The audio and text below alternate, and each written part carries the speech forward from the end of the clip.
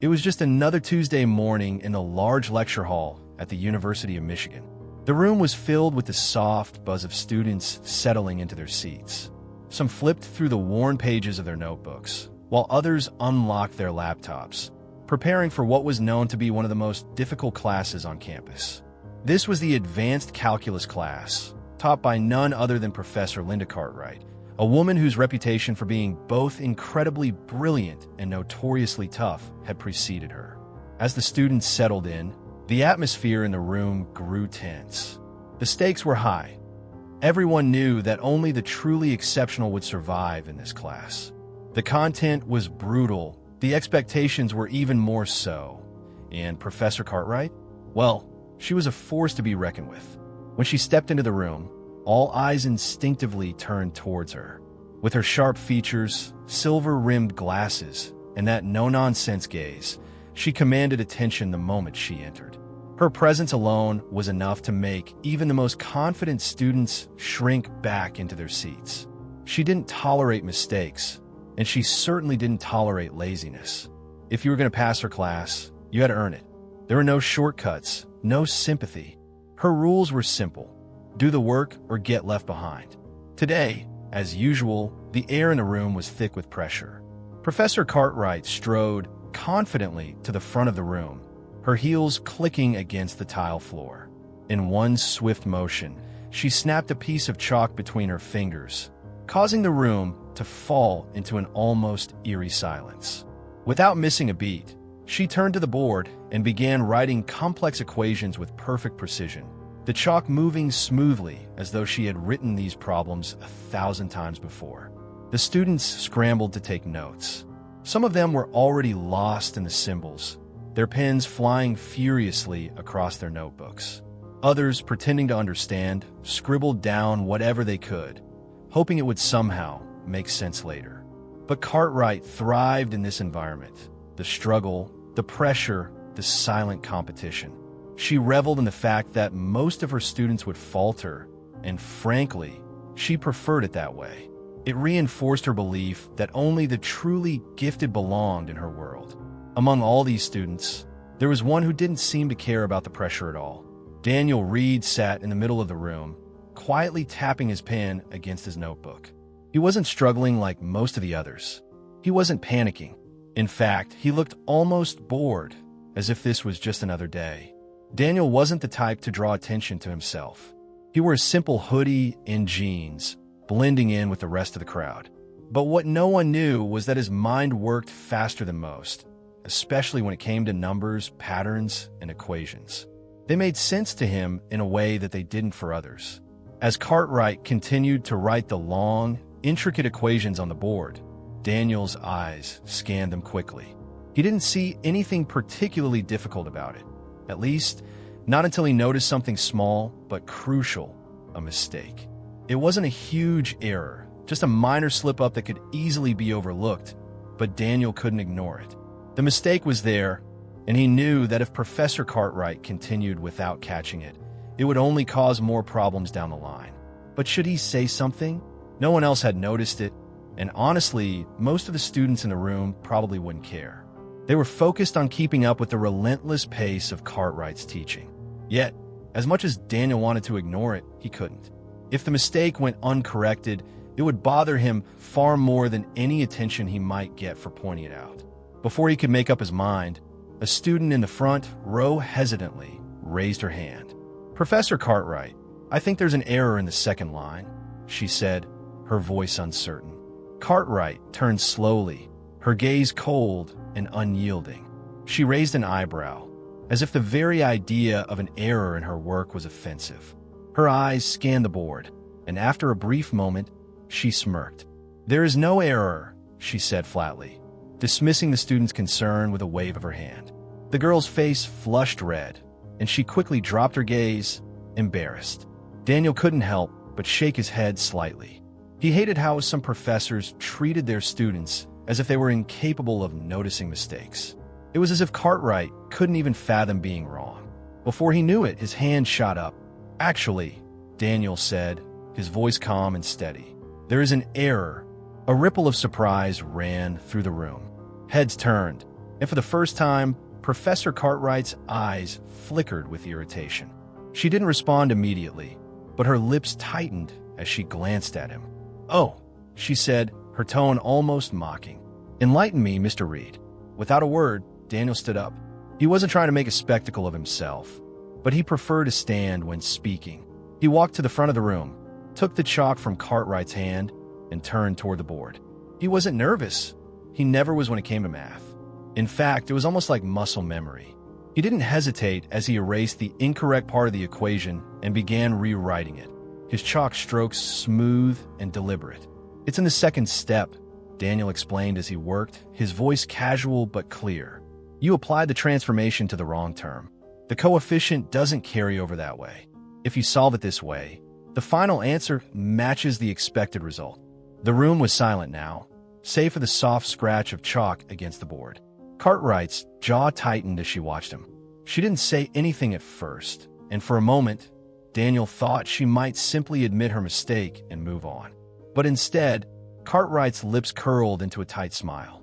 "Well, Mr. Reed," she said, her voice dripping with sarcasm, "since you seem so confident, why don't you come up here and show us the correct way?" A few students chuckled under their breath, sensing that Cartwright was trying to make Daniel stumble, to force him into a position where he might falter. But Daniel wasn't worried. He wasn't going to hesitate. He was confident in his knowledge, and he knew he was right. With a steady hand, he took the chalk and began to explain the solution step by step, his voice even as he solved the problem in front of the class. When he finished, he stepped back, looking at Cartwright. The class was still silent, and all eyes were on her. For the first time, Cartwright didn't seem so sure of herself. She stood there, rigid, arms crossed. Her eyes scanned Daniel's work, searching for any possible mistake. But there was nothing. Daniel had solved it not just correctly, but elegantly. The solution was clean, efficient, and flawless. For a moment, it seemed like Cartwright might acknowledge the mistake. But instead, she simply nodded curtly and said, "Fine, you corrected it. Congratulations." Some students exchanged glances, clearly impressed. Others, however, looked irritated, probably because they had expected Daniel to make a fool of himself. But Daniel wasn't there for their approval. He didn't need it. All he cared about was proving that he was right.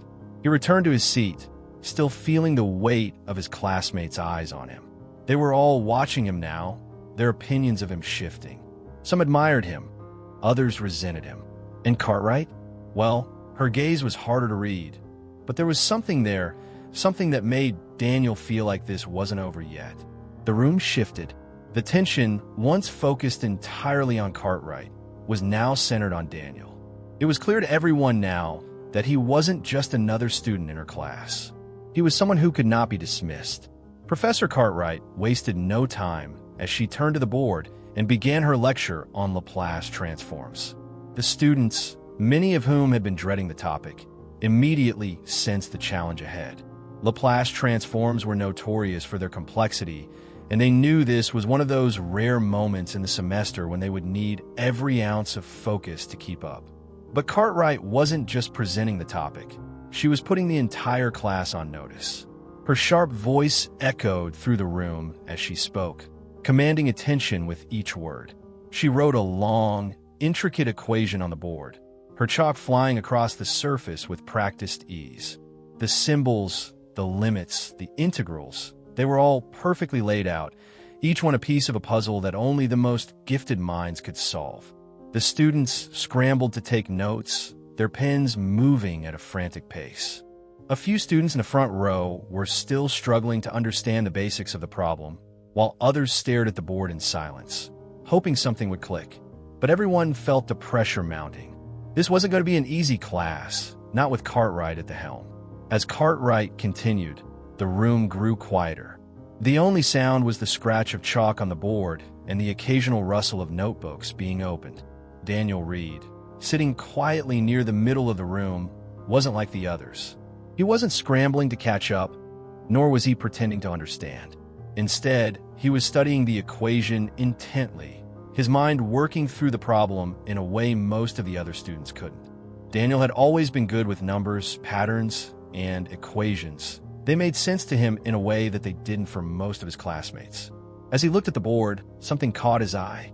A small mistake. It wasn't immediately obvious to everyone, but to Daniel, it was glaring. A minor error in the application of the transformation, one that could throw off the entire solution if left unchecked. He hesitated for a moment. He didn't want to draw attention to himself, but the idea of just letting the mistake slide didn't sit right with him. It wasn't about proving anyone wrong. It was about ensuring the math was right.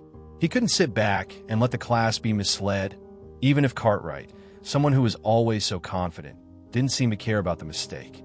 But before Daniel could make up his mind, another student raised her hand hesitantly. "Professor Cartwright, I think there's an error in the second line," she said, her voice uncertain. She didn't speak with the same level of confidence as Cartwright, and it was obvious that she wasn't sure how the professor would react. Cartwright turned slowly, her eyes narrowing as she took in the student's words. "An error," she repeated, as if the idea was beneath her. The students could feel the chill in the air. Cartwright was used to being right, always right, and she wasn't going to tolerate anyone questioning her, especially not in front of the class. She scanned the board quickly, her eyes flicking over the symbols, looking for the mistake. And then she smirked.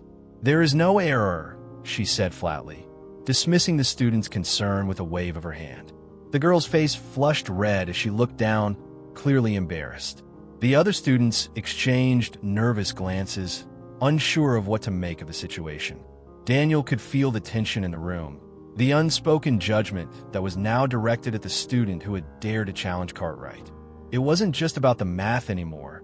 It was about the authority in the room, and Daniel couldn't stand it. The way Cartwright had brushed off a legitimate concern, the way she had dismissed her student without a second thought. It was wrong.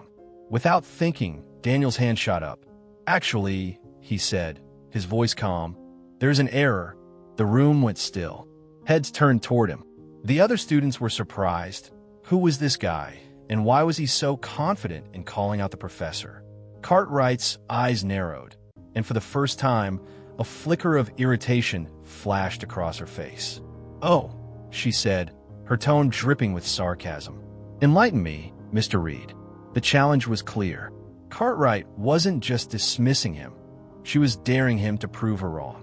She was confident that no student, especially not someone like Daniel, could catch her in a mistake.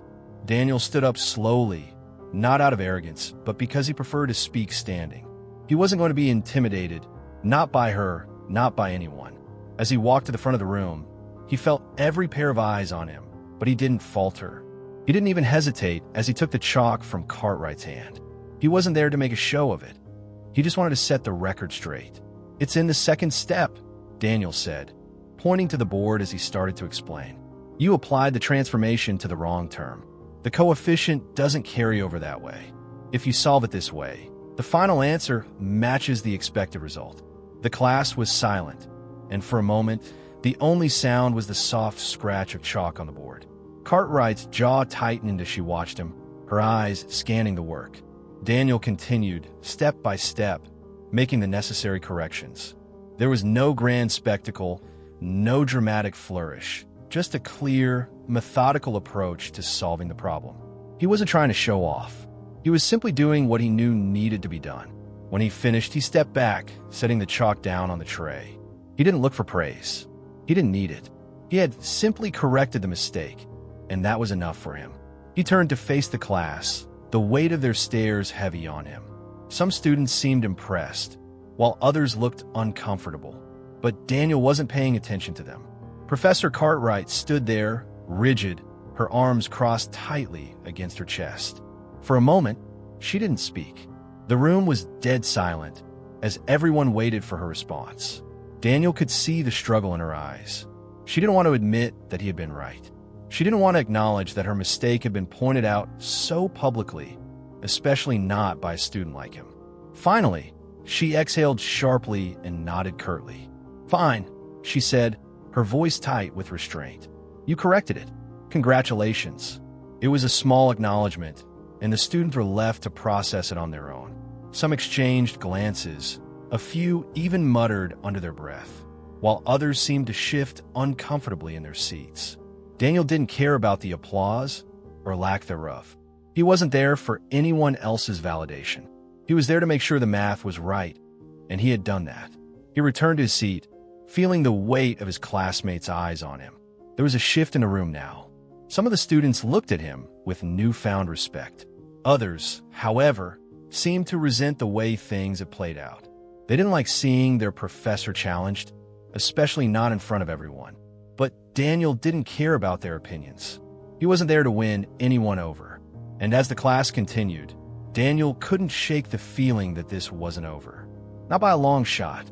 Professor Cartwright had a way of making her authority felt, and he knew she wouldn't let him get away with this without some kind of pushback. But Daniel wasn't worried. If anything, he was ready for whatever challenge Cartwright had next. Professor Cartwright stood rigid, her arms crossed tightly across her chest as she stared at Daniel, who had just corrected her mistake in front of the entire class. There was no immediate praise, no acknowledgement of her own error. Instead, she wore a tight, controlled smile, one that barely hid the irritation beneath. Cartwright was not used to being corrected, especially not by a student. The silence in the room was almost suffocating as all eyes were on her, waiting for her next move. After what felt like an eternity, Cartwright finally spoke. "Well, Mr. Reed," she said, her tone dripping with thinly veiled sarcasm, "since you seem so confident, why don't you come up here and show us the correct way?" The words hung in the air like a challenge. She wasn't giving him an opportunity to show his brilliance. She was setting him up, trying to make him uncomfortable, trying to force him into a situation where he might stumble. She knew exactly what she was doing. It was one of those moments where she hoped to prove to everyone that she was still in control, that her authority had not been threatened. The class shifted in their seats, some of the students muttering under their breath. They could sense Cartwright's attempt to put Daniel on the spot, to make him falter in front of them all. But Daniel, he wasn't fazed. There was no hesitation in his movements as he stood up from his seat and walked confidently to the front of the room. He took the chalk from Cartwright's hand, his grip firm and steady. There was no sign of nervousness, no flicker of doubt. Daniel simply began to work through the problem again, writing out the solution in his own precise, methodical style. As he wrote, Daniel's mind was clear, his focus unbroken by the pressure of the moment. He wasn't doing this for show. He wasn't there to prove anything to anyone except himself. With each stroke of the chalk, the solution unfolded. It wasn't about ego, it was about the math, and the math was perfect. The room was silent. The students watched in awe as Daniel worked through the problem with ease, his handwriting not as neat as Cartwright's, but every calculation sharp and to the point. With a quiet confidence, Daniel stepped back from the board when he finished, the final equation displayed clearly for everyone to see. The solution was flawless, elegant in its simplicity. He had corrected the mistake and done so without hesitation, without doubt. When he turned back to face the class, all eyes were on him, some with admiration, others with grudging respect. Cartwright's expression, however, had not changed. She stood there, arms still crossed, lips pressed into a thin line. She wasn't about to admit she was wrong, not in front of everyone. She wasn't going to praise him, not truly. "Well," Cartwright said, her voice cold, "you've corrected it. Congratulations." Her words were dismissive, almost like an afterthought. There was no warmth in her tone, no acknowledgement of the difficulty of what Daniel had done. She didn't offer him any real praise. Instead, she quickly turned back to the board, as if trying to move on, as if the moment didn't matter. But Daniel wasn't concerned with her recognition. He had done what needed to be done, and that was enough. Just as the class seemed to settle back into a strange, uncomfortable quiet, Cartwright spoke again, this time with an edge to her voice that made it clear she wasn't done with him. "Since Mr. Reed is so eager to contribute," she said, a thin smile tugging at the corners of her lips, "why don't we test his abilities with something a little more challenging?" The challenge was clear. Cartwright was testing Daniel, not just his mathematical abilities, but his ability to perform under pressure. This wasn't a question that would be solved with ease. This was a a deliberate attempt to push him to his limits and see if he could handle the heat of the classroom spotlight. The students exchanged glances, murmurs rippling through the room. They could sense that this was not just another question. This was Cartwright's way of forcing Daniel into a position where he might fail, where he might slip up, where the pressure would break him. Daniel, however, was unfazed. He had already proven to himself what he was capable of. He had nothing to prove to anyone else. But the look in Cartwright's eyes told him this was about more than just math. This was a power move. She wanted to see him crack under the pressure, to see him stumble, to remind the class that she was the authority in this room. Without missing a beat, Cartwright began writing a new equation on the board.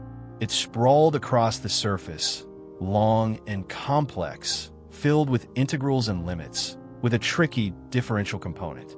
It was far more difficult than anything they had covered in class, a problem designed to make even the best student hesitate. When Cartwright finished, she turned toward Daniel, her eyes narrowing as she spoke. "Solve this," she said, her voice tight, "and let's see if you really know what you're doing." The challenge was set. The room held its breath. Daniel could feel the weight of the moment, the pressure bearing down on him, the eyes of his classmates following every move he made. He didn't have to look at the problem for long. His mind was already working through it, visualizing the steps, understanding the patterns in a way that no one else could. He stood again, walking to the front of the room with the same calm confidence he had displayed before. Cartwright folded her arms and leaned back against her desk, watching him closely. The students in the room were waiting for him to stumble. Some of them were certain he would.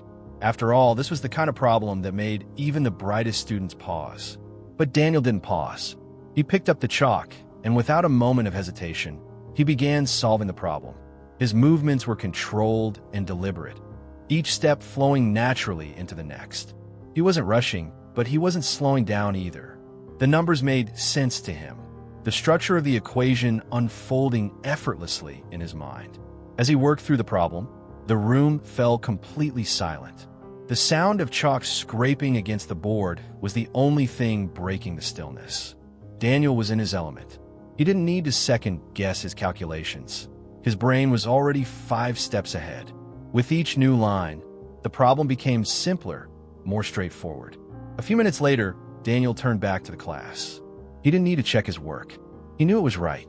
Cartwright, however, stood frozen, her arms still folded tightly across her chest. She wasn't moving, and for a moment, Daniel could see the struggle in her eyes. She was trying to find an error, trying to find a way to dismiss him, but there was nothing. Daniel had solved it, correctly and with ease. The class was still silent. No one had expected this. Cartwright's gaze remained fixed on the board, scanning for any possible mistake, but there was nothing. Finally, after a long, tension-filled pause, Cartwright spoke, her voice colder than before. "Lucky guess," she muttered, as if trying to salvage some semblance of control. But the class wasn't fooled. Daniel hadn't guessed. He had solved the problem with precision and skill. The students knew it. Cartwright knew it, too, though she wasn't about to admit it. Daniel didn't respond to her. He didn't need to. He had proven his point. He had shown that he was capable, not just in math, but under pressure. And as he walked back to his seat, he knew this battle wasn't over. But today he had won. After Daniel's impressive performance in correcting Cartwright's earlier mistake, the tension in the room was palpable. The students, some impressed, others uneasy, were still digesting what had just happened. It wasn't over, though. Cartwright wasn't going to let Daniel off the hook that easily. In fact, she was more determined than ever to test him. Really test him. Push him to the edge where he might finally stumble. She paused for a moment, looking around the room as if contemplating what to do next. And then, as if to prove that she was still in control, Cartwright stepped forward and wrote a new problem on the board. This one was different, far more complicated. It was a problem taken directly from the textbook, one that was considered far beyond the level of an undergraduate student, one that even graduate students often struggled to solve. The equation sprawled across the board, filled with layers of complex integrals and advanced concepts. There were terms that looked foreign to most of the students in the room, symbols that seemed to mock the very idea of a simple solution. Cartwright turned toward the class, her gaze sweeping across the room. "This," she said, pointing to the board with the same sharp authority, "is an advanced problem. I'd like to see if Mr. Reed can solve it." Her voice was steady, but there was a slight edge to it, a challenge lacing every word. The students shifted in their seats, some already doubtful, others eager to see how Daniel would handle this next test. They were all waiting for him to fail. This wasn't a problem they expected him to solve. It was too difficult, too intricate. Cartwright was sure of it, and so were the students. But Daniel, standing quietly at his desk, didn't flinch. He didn't look at the problem with fear or uncertainty. He studied it, his eyes scanning the equation carefully, as if it were just another problem to solve. Nothing more, nothing less. The moment Cartwright finished writing, he stood up, slow and deliberate, his mind already working through the layers of the problem. He wasn't intimidated by the complexity. This wasn't about impressing anyone or proving something to Cartwright. This was about doing what he knew how to do best, solving problems. And he was going to do it without hesitation. Daniel walked to the front of the room, his steps steady, his gaze fixed on the board. He stood there for a moment, taking in the entirety of the problem. There were no second thoughts, no moment of doubt. The problem made sense to him. It was like reading a map. He could see the path laid out in front of him, each step clear, each transformation flowing logically into the next. Cartwright stood off to the side, her arms crossed, watching him carefully. She had a slight smirk on her face, but it wasn't because she thought he would succeed. It was because she thought he would fail. She was waiting for him to trip up, waiting for him to falter under the pressure, the weight of everyone watching him. But Daniel wasn't fazed. He picked up the chalk, and with a quiet confidence, he began to write. The chalk scratched against the board as he worked through the equation, his movements smooth and calculated. He didn't rush. He didn't need to. With every line he wrote, it became clear to anyone paying attention that this was no ordinary student. Daniel wasn't just solving the problem. He was doing it with precision, with elegance. The steps unfolded naturally, like a story, with each piece falling perfectly into place. He wasn't just working through the math. He was showing the class the beauty of the process, how each decision led to the next with seamless clarity. The students watched in awe as Daniel moved effortlessly through the problem. He didn't need to pause and think. His mind was already ahead, guiding his hand through the solution. He simplified the integrals, rearranged the terms, and applied the necessary transformations, all while speaking quietly to himself, explaining each step as he went. There was no hesitation, no uncertainty. Every calculation was precise, every movement intentional. When he reached the final step, Daniel paused for just a moment, making sure everything was in order. He glanced back at the equation one last time, double-checking the results, but there was no doubt. He had solved it. With a single stroke of the chalk, he boxed the final answer, then set the piece of chalk down on the tray. He didn't smile, didn't gloat. He simply stepped back and turned to face the class. The room was silent, dead silent. No one knew what to say. The students were stunned. This wasn't just some random equation that Daniel had solved. This was an advanced graduate-level problem that most of them wouldn't even know where to begin with. And yet, Daniel had solved it without hesitation, without any sign of struggle. He had done it in front of them all, and he had done it flawlessly. Cartwright's expression remained unreadable, her arms still crossed tightly over her chest. She didn't move, didn't speak. She simply stared at the board, her eyes scanning the solution Daniel had written. The class waited, hanging on the edge of their seats, waiting for Cartwright to react. There was a brief flicker of something in her eyes, something that resembled respect, but it was quickly masked by her usual stern demeanor. "Well," she said after a long pause, her voice stiff, "I suppose that answers the question, doesn't it?" She didn't acknowledge the brilliance of his solution, nor did she offer any real praise. Instead, she dismissed the moment, as if it were just another day in the classroom, another equation solved. But the students knew better. They could see it in her eyes. This wasn't something she had expected, and she didn't quite know how to process it. Daniel didn't need her recognition. He had done what he came to do. He had solved the problem, And in doing so, he had proven something far more important than just his math skills. He had proven that he could rise above the pressure, above the doubts, above the expectations that others had for him. The room slowly started to come back to life as students exchanged whispers and glances. Some were still in awe. Others seemed unsure of how to react. Daniel returned to his seat, his head held high, his confidence unshaken. But there was one thing that was certain. The dynamic in that room had shifted. Cartwright may have been the professor, but for the first time, she wasn't the one who had all the answers. Daniel had proven that he was more than capable, not just of solving equations, but of standing his ground when others tried to undermine him. And that was the victory that mattered most. The atmosphere in the room shifted dramatically after Daniel completed the complex equation. It wasn't just the students who were processing what had happened. Even Cartwright was clearly grappling with the reality of what she had just witnessed. Her initial reaction was a tight-lipped silence, as if she were trying to figure out how to respond. Her usual commanding presence had faltered, even if only for a brief moment. Daniel had done what no one expected. He had solved the impossible problem with ease, elegance, and absolute precision. There was no denying it. Cartwright couldn't bring herself to acknowledge his brilliance outright. The pride she took in her unshakable authority over the class had been challenged, and though she may have respected Daniel's ability, she would never allow herself to show it. She stood there, still, her arms crossed, her jaw set in a firm line. After a long, tense silence, she finally spoke. "Well, Mr. Reed," she said, her tone cold and controlled, "I suppose that answers the question, doesn't it?" It was a dismissive remark, more of a retreat than a victory.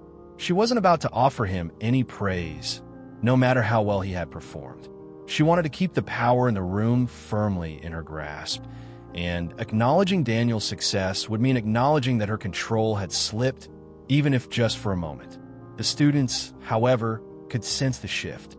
They had seen Cartwright dismiss Daniel time and time again, but now it was clear she was struggling to maintain that same authority. There was a ripple in the room, a subtle but noticeable shift in how they saw him. Before, Daniel had been just another quiet student in the class, someone who kept to himself, a bit under the radar. But now, everything had changed. He had risen above the pressure, above the doubts, and proven himself to be something more than just a regular student. Some of the students looked at Daniel with newfound admiration. They whispered to each other, nodding as they processed the fact that he had done what none of them could. He had beaten Cartwright at her own game, and in doing so, he had earned a level of respect that was hard to ignore. There were still some who couldn't quite believe it, though, those who resented the idea that someone like Daniel, someone who had kept to himself, stayed quiet, and hadn't played the game, could outshine them all. Those students looked at him with a mixture of envy and disbelief. How could he have done it? They hadn't expected him to have that kind of brilliance in him. For Cartwright, the tension was palpable.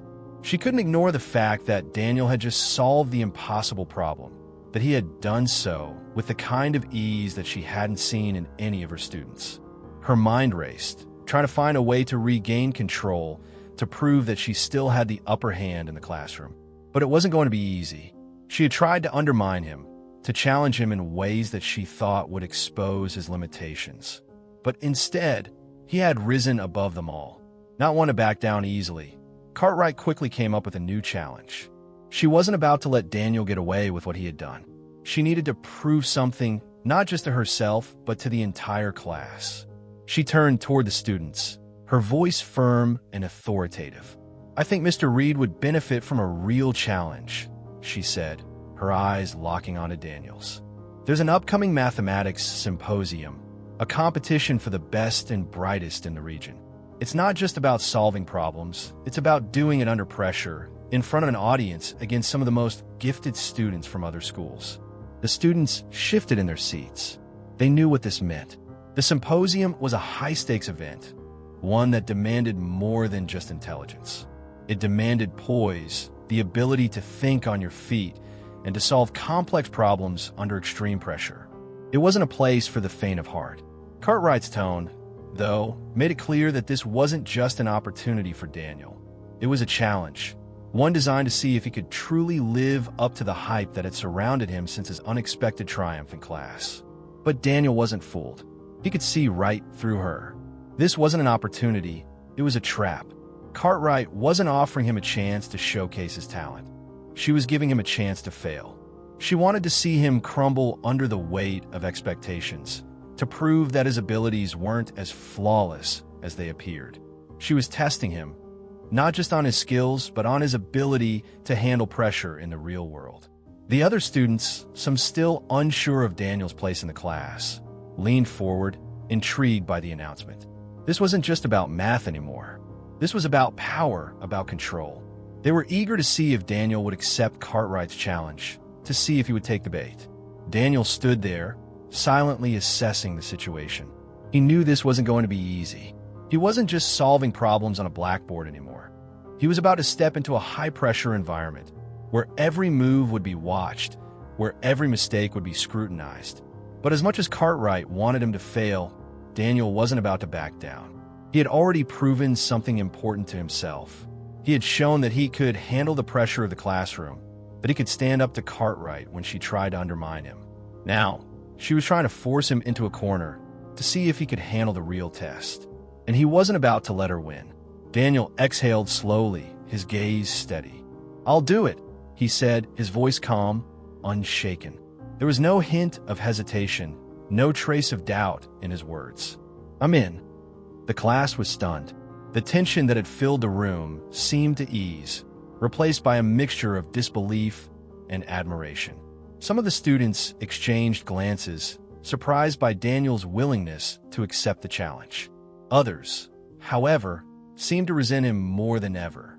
They weren't just looking at him as a fellow student anymore. They were looking at him as someone who might just take everything they had worked for, someone who was now the one to beat. Cartwright's smile was tight, her eyes gleaming with something that might have been satisfaction, or perhaps something more calculated. She had set her trap, and now she had her answer. Daniel had accepted. But what Cartwright didn't realize was that by accepting her challenge, Daniel was taking control of the situation, not her. He had already proven that he could rise above the pressure, and now, with the symposium looming ahead, he was about to show the entire class what he was really made of. As the students filed out of the room, the whispers began. Some were excited for the upcoming competition, eager to see how Daniel would handle the pressure. Others, though, couldn't help but feel a sense of foreboding. This wasn't just a competition, it was the ultimate test, and Daniel had just stepped into the ring. The bus ride had been long and quiet, the hum of the engine and the occasional chatter of passengers filling the otherwise still air. Daniel sat near the back, absorbed in his thoughts, watching the world slip by through the window. His mind was still racing from the events of the past few weeks. The competition, Cartwright's challenge, the pressure he had faced. It had all come so quickly, so unexpectedly, but now that it was behind him, he felt a strange sense of peace. He had proven what he needed to prove, not to others, but to himself. As the bus neared its next stop, the doors opened with a soft hiss, and an elderly man stood up from the seat across from Daniel. The old man was quiet, but there was something about him that caught Daniel's attention. He moved with a certain grace, despite his age, and as he made his way toward the door, he paused for a moment, glancing back over his shoulder. The group of young people sitting near the front had been laughing and joking throughout the ride, their voices loud and carefree. As the elderly man stopped by the door, their conversation paused for a moment, a few glances exchanged between them. There had been a certain air of arrogance in their manner, a lack of awareness about how their actions might affect the people around them. But as the old man looked back at them, the mood shifted.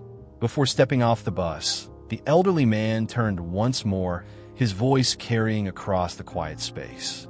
"Kindness and respect cost you nothing," he said, his tone steady but filled with meaning. "But withholding them can cost you everything." The words hung in the air, their impact immediate. It wasn't loud or dramatic, but the simplicity of the statement made it all the more powerful. The young group, who had been laughing just moments ago, grew silent. Their faces shifted from casual amusement to something else, something closer to realization. They exchanged looks, not knowing how to respond, unsure of what to make of the old man's parting words. As the bus doors closed and the man stepped off, the tension remained. The group of young people didn't speak for several moments. It was as if the air in the bus had thickened, the weight of the old man's words pressing on their shoulders. They sat in silence, each of them lost in their own thoughts, reflecting on the impact of their actions, and perhaps for the first time, considering how their words and attitudes could affect those around them. Daniel watched them for a moment, noting how the mood had shifted. It wasn't just the old man's words that had caused it, but the simple fact that someone had taken the time to impart such a crucial lesson without expectation or judgment. The young people, who had seemed so self-assured just a few minutes ago, now looked uncomfortable. One of them shifted in his seat, his eyes avoiding the others, while another stared out the window, perhaps seeing something in the passing landscape that had nothing to do with the scenery, but everything to do with the shift inside himself. The bus ride continued, but the dynamic in the cabin had changed. Daniel felt it too. It wasn't just about the old man's lesson. It was about the realization that kindness and respect, two simple virtues, had the power to change the atmosphere in an instant. In that brief exchange, the old man had left a mark, not just on the young group, but on everyone present.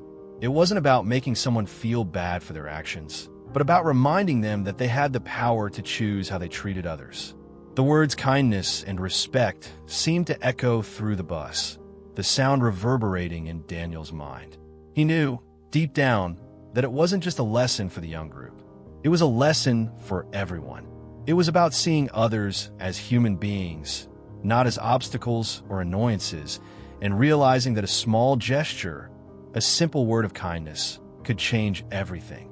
The elderly man had gotten off the bus, but his words lingered. The atmosphere in the bus remained heavy, but in a way that felt productive, like a weight that encouraged growth rather than burdened the passengers. The young group's laughter had faded, replaced by a quieter, more reflective silence. They didn't need to apologize or confront the old man's lesson directly. The realization was enough. And for Daniel, the moment had given him something to think about, too. It was a reminder that no matter how much we achieve, no matter how hard we fight to prove ourselves, kindness and respect are the true markers of strength. The bus rumbled on, the road stretching ahead. As Daniel looked around, he saw that the people on board were no longer just passengers, but individuals each carrying their own thoughts and reflections. And he, too, was changed by the brief encounter, reminded of the power of simplicity and the lasting impact of kindness and respect. The next day, Daniel walked into the classroom, his steps quiet but purposeful. He had no intention of seeking out attention, no desire to prove anything to anyone. The competition was over, and he had emerged victorious. But more importantly, he had proved something to himself, something that was far more meaningful than any external validation. His mind was still processing the whirlwind of the past few days, the competition, the triumph, the way his entire world had shifted. He wasn't looking for applause or recognition. He simply wanted to continue with his life, to return to his studies, and to leave behind the storm of expectations that had surrounded him. As he entered the room, the usual chatter that filled the air suddenly stilled. The students, who had once barely noticed him, now seemed to regard him with a different kind of attention. There were still whispers, still sideways glances, but they weren't the same as before. Something had changed in how they saw him, and though it wasn't outwardly obvious, Daniel could feel it. He could feel their respect, even if it wasn't openly acknowledged. Then, Professor Cartwright entered the room, her usual confident stride unbroken by the weight of what had happened. She moved to the front of the classroom, as if nothing had changed, as if she were still the unchallenged authority. For a moment, there was a quiet tension in the air, the students waiting for the professor to say something, anything, about the competition, about Daniel's victory. Cartwright stood at the front of the room, glancing briefly at the class before turning her attention to Daniel. The silence stretched out for a moment longer than usual before she spoke. "I'd like to address something before we begin today's lecture," she said, her voice clear and steady. The class fell silent, their eyes turning to her, and then, inevitably, to Daniel. She cleared her throat, and for the first time, there was no sharp edge to her voice. It wasn't the tone of the professor who commanded respect simply by being in the room. It was a tone of recognition. "Mr. Reed," Cartwright continued, her gaze briefly meeting his, "I'd like to acknowledge that Daniel Reed took first place in the 2025 University Mathematics Symposium." The words were simple, but there was an unmistakable weight to them. She didn't make a spectacle of it, didn't launch into a grand speech about his talent or how impressed she was. In fact, her tone was curt, almost dismissive, as if the acknowledgement itself were a matter of fact. But there was something else there, something beneath the surface, a recognition that she had underestimated him, that she had been wrong about him. That was enough for the class. They didn't need Cartwright to praise him openly. The simple fact that she had acknowledged his victory in front of everyone said more than any flowery compliment ever could. The students exchanged looks, some with newfound respect for Daniel, while others seemed uncertain about how to process this new dynamic. Daniel didn't look around, didn't seek out the approval of his classmates. He didn't need it. The recognition from Cartwright, however brief and impersonal, was enough. He didn't care about the applause or the praise. It wasn't about that. He had already proven what he needed to prove, not to Cartwright, not to his classmates, but to himself. For Daniel, this wasn't about achieving victory to win the admiration of others. It was about showing himself that he was capable of rising to any challenge, no matter how daunting, no matter how many people doubted him. Winning the competition had been a confirmation of his abilities, a moment where he could finally put to rest any lingering questions about his own worth. He hadn't needed Cartwright's validation, and he still didn't. The recognition was merely a byproduct of his own efforts. Cartwright went on with the lesson, her usual commanding presence returning to the classroom as she shifted the focus back to the material. But for Daniel, the moment had already passed. He had done what he came to do. His classmates, though some were still unsure, had seen something in him that they hadn't seen before. They had witnessed his brilliance in action, and whether they liked it or not, they respected him for it. As the class continued, Daniel's mind wandered briefly, not to the accolades or the eyes on him, but to the quiet, inner peace he felt. The victory was behind him, but the journey he had taken to get there had meant more than any of the praise he could have received. In that moment, he realized that he didn't need anyone else to tell him he was capable. He already knew. And that, for him, was the most important thing.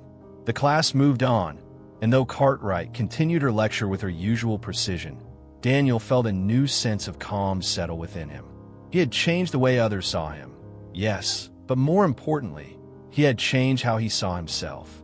And that, more than anything, was what would carry him forward. For Daniel Reed, the lesson was clear. Sometimes, the greatest victories aren't the ones you win in front of others, but the ones you win inside yourself. And that was the one he would carry with him forever. This story is about far more than just mathematics. It's a story about perseverance, self-belief, and never allowing others to define your worth. Daniel Reed didn't just rise to the occasion in the competition. He stood up against every assumption, every doubt that others had about him, and he proved them all wrong. From the very beginning, Daniel had been dismissed by others. He was the quiet student who didn't make a spectacle of himself, who didn't seek validation from his professors or peers. He wasn't the type to speak up in class or seek attention. Yet, beneath his quiet demeanor, there was a sharp mind that had always been underestimated.